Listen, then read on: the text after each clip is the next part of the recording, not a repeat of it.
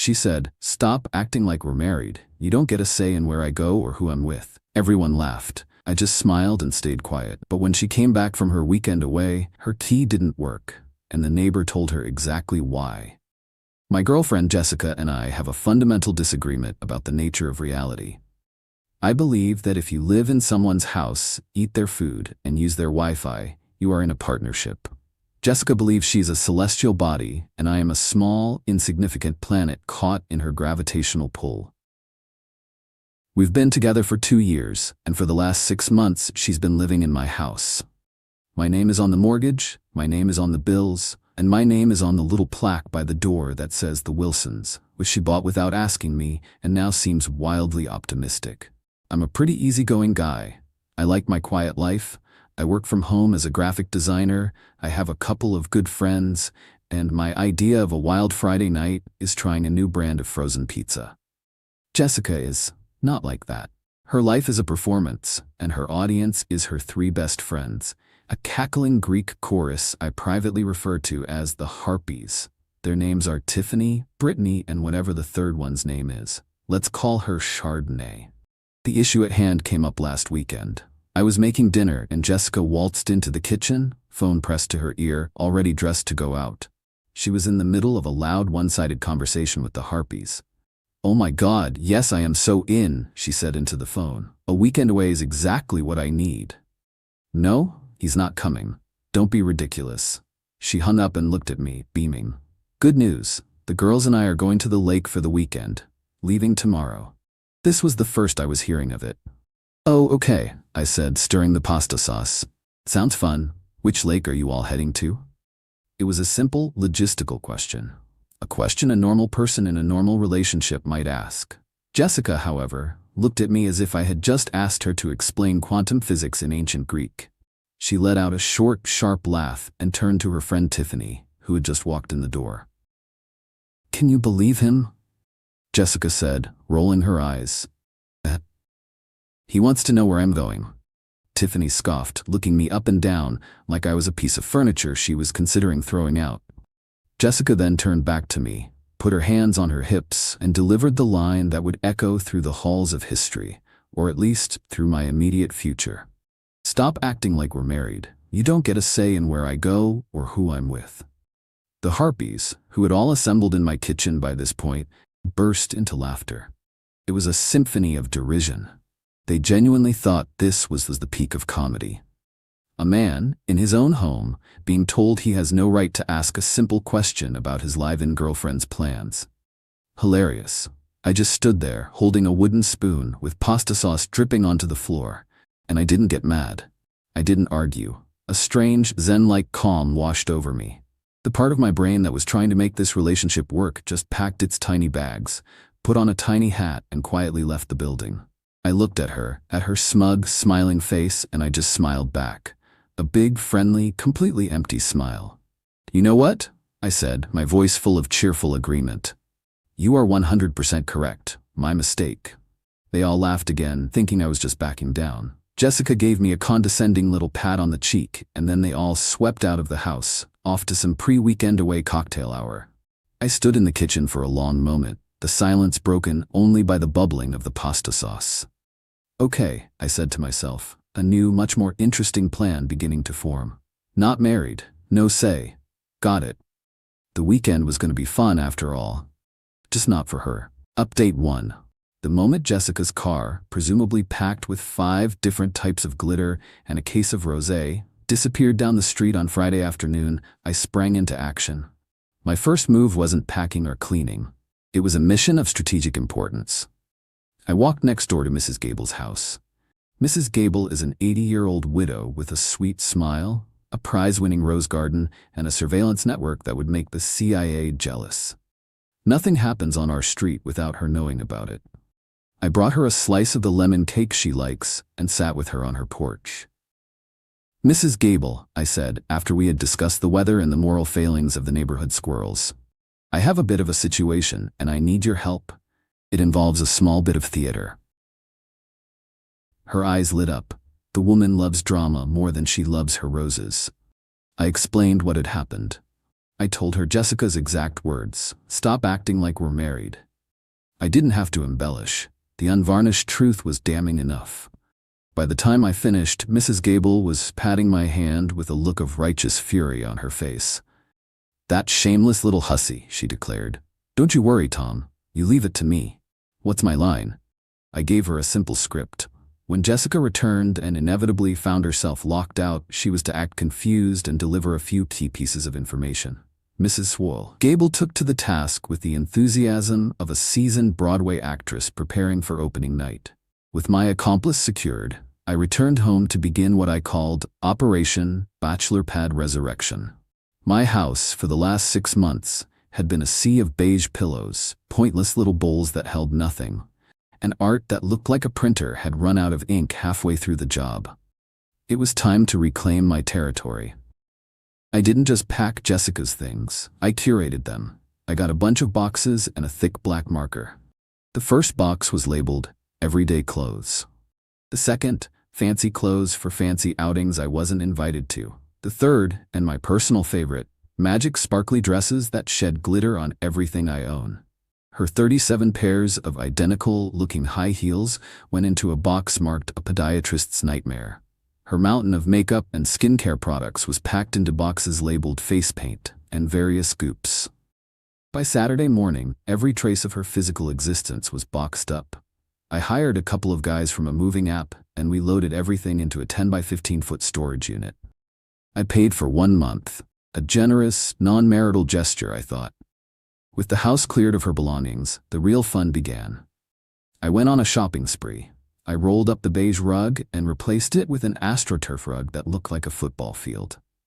I sold her sterile white couch online and bought a gigantic black leather recliner sofa with approximately 16 cup holders.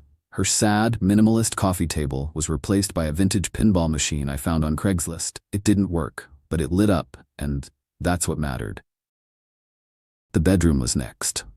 I took down the weird macrame thing she had hung over the bed and replaced it with a framed poster of a grizzly bear catching a salmon in its mouth. It felt right. My final, and most brilliant, move happened on Saturday afternoon. I drove to the local animal shelter just to look. An hour later, I came home with a 120-pound St. Bernard puppy named Gus.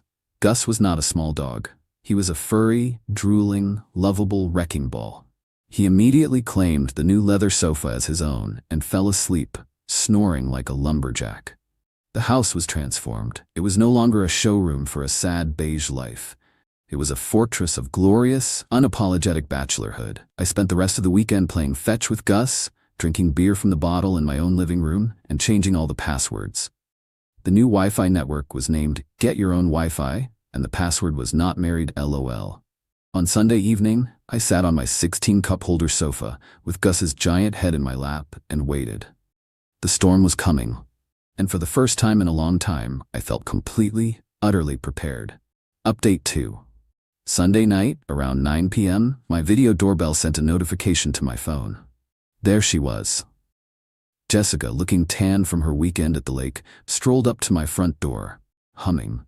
The comedy began almost immediately. She tried her key. It slid into the lock but didn't turn. The new deadbolt I'd installed that morning was doing its job. She jiggled it, a look of mild annoyance on her face. She tried it again. Then she let out an exasperated sigh and started banging on the door. From the couch, Gus lifted his massive head, let out a deep, rumbling woof, and then went back to sleep. Jessica started calling my phone. I watched it vibrate on the pinball machine, took a calm sip of my beer, and hit decline. She called again. Declined. This cycle repeated 5 times. The banging on the door got louder. Tom, open the door. What is wrong with you? My key isn't working. I remained silent. This was all part of the show. After another 5 minutes of increasingly frantic pounding, she seemed to give up. The doorbell camera showed her pacing on the porch, running her hands through her hair. And then, right on cue, a porch light flickered on next door. It was Mrs. Gable in her housecoat, holding a watering can. Showtime. Oh, Jessica dear, is that you? Mrs. Gable called out, her voice a perfect blend of surprise and neighborly concern. Mrs. Gable, thank God, Jessica said, rushing over to the edge of my porch. I can't get in. My key isn't working. Is Tom home? I can see the lights on.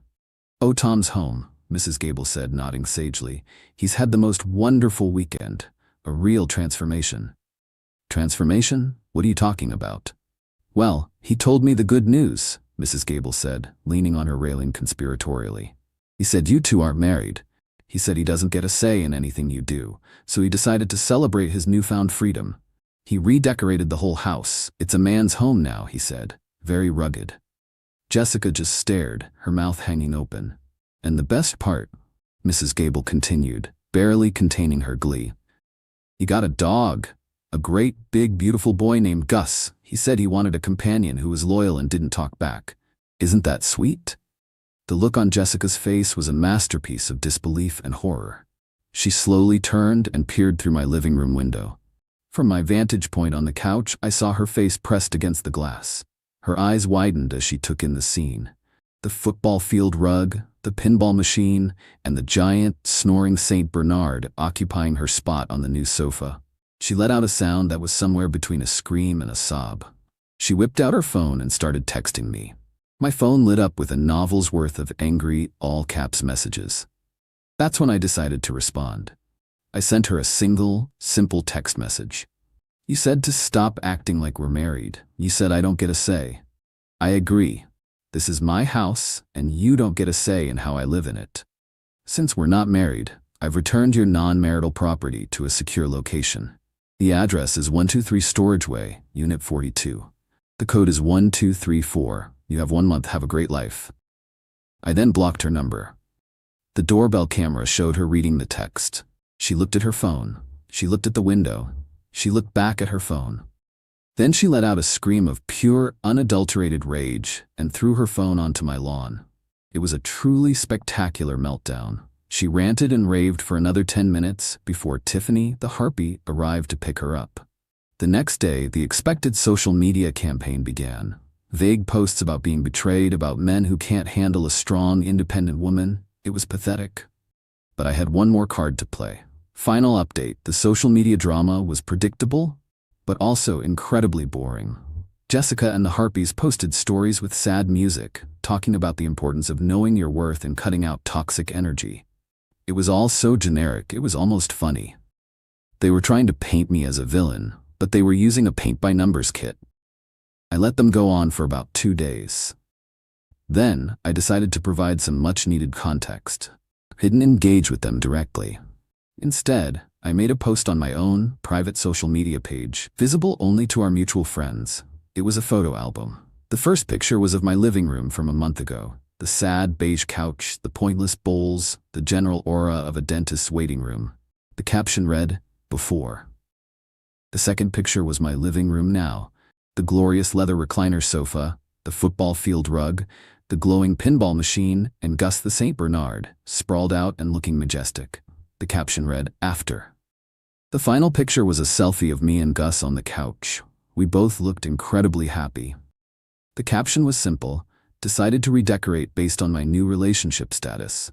It was brought to my attention that I'm not married and don't get a say in things, so I'm embracing my freedom. #bachelor pad, dog is my copilot, no say no stay. The post was a nuclear bomb. The sheer, unadulterated pettiness of it, combined with the undeniable cuteness of Gus, was a winning combination. My friends found it hilarious. The story, with the proper context, spread like wildfire. People who had initially offered sympathy to Jessica were now seeing the full picture. The narrative was no longer psycho boyfriend kicks girlfriend out. It was girlfriend tells boyfriend their relationship is a joke, is shocked when he believes her. Jessica's friends went silent. It's hard to maintain a victim narrative when the villain is posting adorable pictures with his giant dog. The aftermath for Jessica was rough.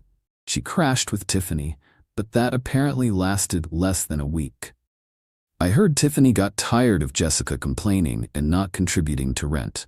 She ended up having to move back in with her parents in a town 3 hours away. She did try to come after me legally. I received a letter from a lawyer demanding access to the house to retrieve her wrongfully held property and demanding financial compensation for being made homeless. My lawyer responded with a copy of my mortgage statement, a copy of the lease, which only had my name on it, and a polite inquiry as to whether Jessica would be paying me back for the 6 months of rent, utilities, and food she had consumed while living in my home as a non-married person with no obligations. We never heard from her lawyer again. The funniest part of this whole ordeal came about a month ago. I was at the dog park with Gus. He was happily chasing a tennis ball, and I was talking to another dog owner. A woman approached me hesitantly. It was Chardonnay, the third harpy. She looked incredibly awkward. "Hey Tom," she said. "Look, I wanted to say I'm sorry. About that night at your house. We were out of line." I just shrugged. Jessica said what she said. I just took her at her word. "Yeah, I know," she said, shaking her head. "She's a lot. She called me last week, complaining that her parents are making her get a job. She said it was all your fault for ruining her life." She paused and then looked at Gus, who was now trying to fit 3 tennis balls in his mouth at once. "Honestly, it looks like you're doing just fine." And she was right. I am doing just fine. The house is no longer a beige prison, it's my home. The pinball machine still doesn't work, but it makes a great conversation piece. And Gus is the best roommate I've ever had. He's loyal, he's funny, and he never complains about my cooking. I learned a valuable lesson. Sometimes the best revenge isn't a grand, complicated scheme. It's just listening to what people say and believing them. Jessica told me exactly who she was and what our relationship meant to her. I just decided to agree with her. She said I didn't get a say. And now in her life, I truly don't. And in my life, she doesn't either. And that, combined with a giant drooling dog, is a pretty happy ending.